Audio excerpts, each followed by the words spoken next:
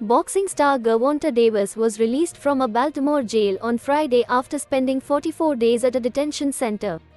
The news was confirmed by a Maryland Department of Public Safety and Correctional Services. Davis was in the detention center after a judge ruled on June 1 that he violated the terms of his house arrest. The 28-year-old was previously sentenced to 90 days of home detention at the home of his trainer, Calvin Ford, after pleading guilty to 4 counts related to a November 2020 crash that injured 4 people. Davis then moved to a luxury hotel and then a new home without the permission of the Maryland State Attorney's Office. However, on June 1, a judge ruled that Davis had violated the conditions of his sentencing, and as a result, he was ordered to serve the remainder of his sentence in jail.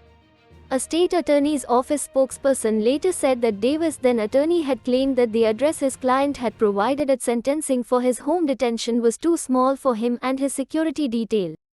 Along with home detention, Davis was also sentenced to 3 years probation and 200 hours of community service. The ruling came less than 2 weeks after the biggest fight of the 28-year-old's career, a 7th-round TKO win over Ryan Garcia.